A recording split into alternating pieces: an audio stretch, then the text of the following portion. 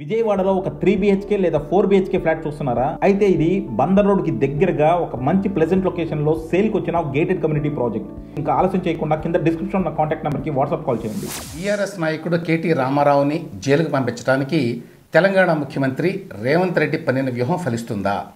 Revanth Reddy పెట్టబోతున్న case ఏమిటి KT Ramarao మీద? దాని లోతుపాతులేమిటి? తనని జైలుకు పంపించిన కేసీఆర్ని కేటీఆర్ని జైలుకు పంపించాలి అనేటువంటి కక్ష కోరిక తెలంగాణ ముఖ్యమంత్రి రేవంత్ రెడ్డికి చాలా బలంగా ఉంది.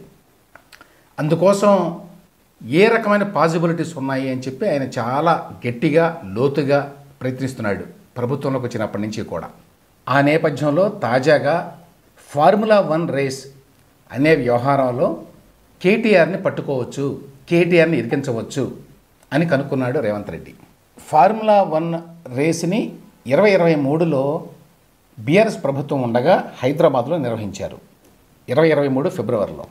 చాలామంది గుర్తుండే ఉంటుంది, గతంలో ఎప్పుడో చంద్రబాబు నాయుడు ఉమ్మడి రాష్ట్రంలో ముఖ్యమంత్రిగా ఉండగా ఆయన కూడా ప్రయత్నించాడు. దాదాపుగా అయిపోయింది కూడా అప్పుడు కూడా. అయితే ఆ తర్వాత ఎన్నికల్లో ఓడిపోవడం, కొత్తగా ముఖ్యమంత్రిగా వచ్చిన వైఎస్ రాజశేఖర రెడ్డి దాన్ని రద్దు చేయడం కూడా జరిగింది. సో దానిని ఇప్పుడు కేటీఆర్ 2023లో తీసుకొచ్చి ఒకసారి నిర్వహించాడు కూడా. మళ్ళీ రెండోసారి నిర్వహించడానికి అన్ని ఏర్పాట్లు చేసుకున్నారు. అంటే మళ్ళీ ఎట్టి పరిస్థితుల్లో గెలుస్తాం అనుకున్నారు 2023లో జరిగిన ఎన్నికల్లో. అందుకోసం ఏర్పాట్లు చేసుకొని ఈ ఫార్ములా 1 వాళ్ళకి 50 కోట్ల రూపాయలు వైబిలిటీ గ్యాప్ ఫండింగ్ అంటారు కదా, ఆ విధంగా ఇచ్చారు. అంటే ఏం జరిగిందంటే 2023లో ఈ మొత్తం ఈవెంట్ని స్పాన్సర్ చేసింది గ్రీన్కో అనే కంపెనీ.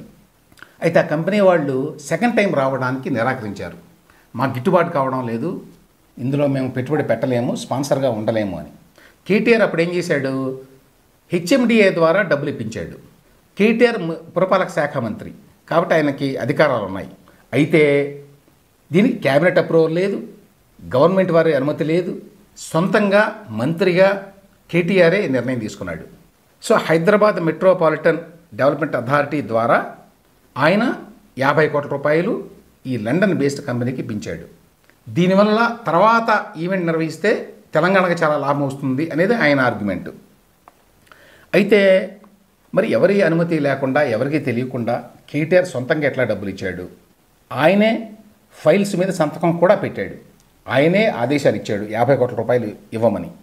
దీనికి సంబంధించి అప్పుడు ఆ డిపార్ట్మెంట్లో సెక్రటరీగా పనిచేసినటువంటి అరవింద్ కుమార్ కూడా ఇదిగో కేటీఆర్ గారే చెప్పారు, ఆయనదే బాధ్యత, ఆయన సంతకం పెట్టాడు, అందువల్ల ఇవ్వాల్సి వచ్చింది అని చెప్పాడు. సో ఆయన చెప్పిన మాటలు ఏంటంటే, ఈవెంట్కు డబ్బులు ఇవ్వాలని నిర్ణయించి సంబంధిత దస్త్రం మీద అప్పటి పురపాలక శాఖ మంత్రిగా కేటీఆర్ గారు సంతకం పెట్టారు అని చెప్పాడు. అయితే కేటీఆర్ ఏమంటాడంటే, హెచ్ఎండిఏ అనేది స్వతంత్ర ప్రతిపత్తి గల సంస్థ, అటానమస్ ఇన్స్టిట్యూషను, కాబట్టి దానికి ఈ డబ్బులు ఇవ్వడానికి లేక హెచ్ఎండిఏ ద్వారా డబ్బులు ఇప్పించడానికి క్యాబినెట్ అనుమతి అవసరం లేదు, ప్రభుత్వ అనుమతి అవసరం లేదు.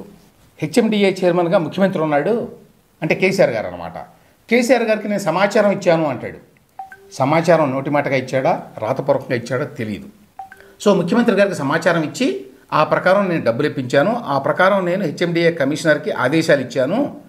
సో అందుకు అనుగుణంగా అరవింద్ కుమార్ గారు 55 కోట్ల రూపాయలు ఈ లండన్ బేస్డ్ కంపెనీకి ఫార్ములా 1 రేస్ నిర్వాహకులకి చెల్లించారు. ఇప్పుడు రేవంత్ రెడ్డి దీన్ని పట్టుకున్నాడు. కేటీఆర్ పురపాలక శాఖ మంత్రిగా సొంతంగా ఎట్లా నిర్ణయం తీసుకుంటాడు, ఎలా సంతకం పెడతాడు, ఎవరు అనుమతి ఇచ్చారు ఆయనకి 55 కోట్ల రూపాయల ప్రభుత్వ ధనాన్ని ఫార్ములా 1 కంపెనీకి ఇచ్చేసేయండి అని? ఎందుకంటే గతంలో ఎప్పుడు ఇవ్వలేదు, ఫస్ట్ టైం నిర్వహించినప్పుడు ఇవ్వలేదు. ఇప్పుడు ప్రత్యేక పరిస్థితుల్లో ఇవ్వాల్సి వస్తే దానికి క్యాబినెట్ అనుమతి తీసుకోవాలి, ప్రభుత్వ అనుమతి తీసుకోవాలి, ఆ విధంగా ఏమీ తీసుకోలేదు.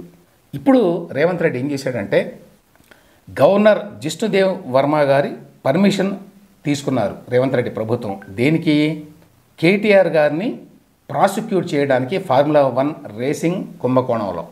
ఈ విషయాన్ని తాజాగా ఇప్పుడు రేవంత్ రెడ్డే చెప్పాడు. గవర్నర్ గారి పర్మిషన్ తీసుకున్నాము కేటీఆర్ని ప్రాసిక్యూట్ చేయడానికి. యాంటీ కరప్షన్ బ్యూరోకి అప్పచెప్పారు. ఎందుకంటే యాంటీ కరప్షన్ బ్యూరోకే అధికారం ఉంటుంది.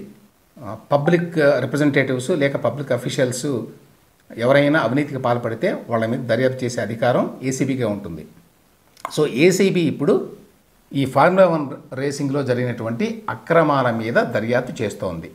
ఎస్పెషల్లీ 55 కోట్ల రూపాయలు ఏ విధంగా ఇచ్చారు, ఎలా ఇచ్చారు, అలా ఇవ్వడం సక్రమమేనా, అది అక్రమమైతే ఎవరు బాధ్యులు, ఈ అంశాలని లోతుగా పరిశీలించడానికి ఏసీబీకి ఇప్పుడు ప్రభుత్వం అప్పచెప్పింది. అయితే రేవంత్ రెడ్డి గారు ఏమంటారంటే ఇది నాకేమీ సంబంధం లేదు, ఇన్ఫ్యాక్ట్ ఏసీబీ వాళ్ళే నాకు చెప్పారు ఈ విధంగా జరిగింది, మేము దర్యాప్తు చేస్తున్నాము అని ఆయన వెర్షన్ అది. ఇందులో ఇంకొక 2 అంశాలు కూడా ఉన్నాయి. ఒకటి ఏంటంటే ఆ టైంలోనట మోడల్ కోడ్ ఆఫ్ కండక్ట్ అమల్లో ఉందట. అయినా కూడా కేటీఆర్ గారు దాన్ని పట్టించుకోకుండా డబ్బులు ఇప్పించాడు అనేది ఒకటి.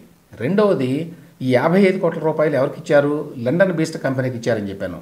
ఈ ఫార్ములా 1 ఈ రేస్ నిర్వహించేది లండన్లో ఉన్నటువంటి కంపెనీ, అంటే ఫారిన్ ఎంటిటీ. ఈ విధంగా విదేశాల్లో ఉన్నటువంటి కంపెనీకి డబ్బులు ఇవ్వాలంటే అనుమతులు తీసుకోవాలి ఆర్బీఐ నుంచి, సెంట్రల్ గవర్నమెంట్ నుంచి. ఆ విధంగా ఎటువంటి అనుమతులు తీసుకోలేదు అనేది మరొక ఆరోపణ. ఇక్కడ రేవంత్ రెడ్డి గారి ఆరోపణ ఏంటంటే ఈ 55 కోట్ల రూపాయలని వాళ్ళకి ఇచ్చినట్టు ఇచ్చి మళ్ళీ వేరే అకౌంట్స్ ద్వారా తనకే తెప్పించుకున్నాడు కేటీ రామారావు అనేది రేవంత్ రెడ్డి గారి ఆరోపణ. సో ఈ రకంగా చూసినప్పుడు ఈ కేసు బలమైన కేసే. ఎందుకంటే ఈ ఫార్ములా 1 ఈ రేసును నిర్వహించింది కేటీఆర్ మంత్రిత్వ శాఖ, వీటికి డబ్బులు ఇప్పించింది కేటీఆర్ మంత్రిత్వ శాఖ. 55 కోట్ల రూపాయలు ఇవ్వండి అని చెప్పి ఆదేశిస్తూ సంతకాలు పెట్టింది కేటీఆర్ యాజ్ మినిస్టర్. తర్వాత ఈ వ్యవహారంలో ఈ నిబంధనలన్నీ కూడా ఉల్లంఘించారు అని స్పష్టంగా ఉన్నాయి. అయితే కేటీఆర్ వాదన ఏంటంటే నేను హైదరాబాద్కి ప్రపంచ గుర్తింపు తీసుకురావాలి అని చెప్పి తీసుకొచ్చాను, గతంలో చంద్రబాబు నాయుడు గారు కూడా చేశాడు ఆ పని, అయితే అప్పుడు కుదరలేదు, ఇప్పుడు నేను సాధించాను అని చెప్పి చివరికి చంద్రబాబు నాయుడు గారి పేరు తీసుకోవాల్సి వచ్చింది కేటీఆర్కి. మామూలుగా అయితే ప్రజలను పట్టించుకోకుండా, పేదలను పట్టించుకోకుండా, రైతులను పట్టించుకోకుండా చంద్రబాబు నాయుడు ఫార్ములా 1 రేసుల కోసం వెళ్ళాడు, అందుకనే ఓడిపోయాడని చెప్పి గతంలో క్రిటిసైజ్ చేసేవాళ్ళు వీళ్ళందరూ కూడా. ఇప్పుడు అదే కేటీఆర్ చంద్రబాబు నాయుడు పేరు తీసుకోవాల్సి వచ్చింది. అప్పుడు చంద్రబాబు నాయుడు గారు కూడా ప్రయత్నించారు, అయితే ఆగిపోయింది, ఆయన చేయలేకపోయాడు. కానీ నేను ఎంతో కష్టపడి చేశాను, తీసుకొచ్చాను ఈ ఫార్ములా 1 రేస్ని హైదరాబాద్కి.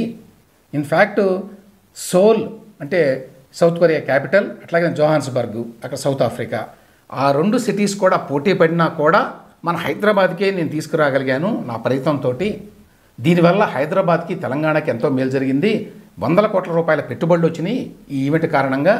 ఇప్పుడు రేవంత్ రెడ్డి దీన్ని రద్దు చేయటం వల్ల హైదరాబాద్కి, తెలంగాణకి తీవ్ర నష్టం వాటిల్లింది. కాబట్టి కేసు పెడితే రేవంత్ రెడ్డి మీద పెట్టాలి అని ఆయన మాట్లాడాడు.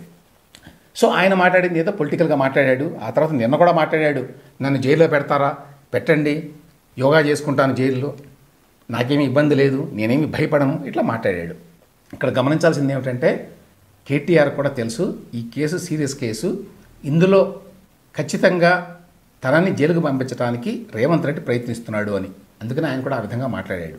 ఈ కేసు నేరుగా కేటీఆర్తో లింక్ అయి ఉన్న కేసు, ఆయన తప్ప మరెవ్వరికీ సంబంధం లేదు ఈ కేసుతోటి. ఇంకొకటి ఏంటంటే అప్పుడు సెక్రటరీగా పనిచేసిన అరవింద్ కుమారు చాలా స్పష్టంగా ఇది ఎవ్వరికీ సంబంధం లేదు, కేటీఆర్ గారే మినిస్టర్గా ఉండగా ఆయన ఆదేశాలు ఇచ్చాడు, ఆయన ఫైల్స్ మీద సంతకాలు పెట్టాడు, ఆయన ద్వారానే డబ్బులు రిలీజ్ అయినాయి, ఇంకెవ్వరికీ సంబంధం లేదని స్పష్టంగా ఆయన సాక్ష్యం ఇచ్చాడు. ఆ తర్వాత ఇప్పుడు గవర్నర్ గారి దగ్గర నుంచి మరి పర్మిషన్ తీసుకొని, ఎందుకంటే పబ్లిక్ రిప్రజెంటేటివ్స్ మీద ఏదైనా ఇన్వెస్టిగేషన్ చేయాలి అంటే 17A అనేది గుర్తుండి ఉంటుంది చాలామందికి. చంద్రబాబు నాయుడు గారి కేసులో అయింది అది. 17A కింద గవర్నర్ గారి అనుమతి తీసుకోకుండానే జగన్మోహన్ రెడ్డి ప్రభుత్వం అప్పుడు కేసు పెట్టింది చంద్రబాబు నాయుడు గారి మీద. అది చెల్లదు అని చెప్పి కదా వాళ్ళు సుప్రీంకోర్టు వరకు వెళ్ళారు. అయితే ఇప్పుడు రేవంత్ రెడ్డి ప్రభుత్వం ముందు జాగ్రత్తగా గవర్నర్ జిష్ణుదేవ్ వర్మ గారి దగ్గర నుంచి ముందస్తు అనుమతి కూడా తీసుకున్నారు కేటీఆర్ గారి మీద విచారణ జరపడానికి, దర్యాప్తు జరపడానికి. ఈ మేరకి ఏసీబీకి అనుమతి దొరికింది. ఏసీబీ వాళ్ళు ఇన్వెస్టిగేషన్ చేస్తున్నారు. కాబట్టి త్వరలో ఈ కేసులో కేటీఆర్ గారు ఇరుక్కునేటువంటి అవకాశం ఉంది. ఈ కేసులో ఎట్టి పరిస్థితుల్లో కేటీఆర్ గారిని జైలుకు పంపించాలి అని చెప్పి రేవంత్ రెడ్డి గట్టి సంకల్పంతో ఉన్నారు. ఈ కేసు ఏ రకమైన మలుపులు తీసుకోబోతోందో మరికొన్ని రోజుల్లో మనకు తెలుస్తుంది.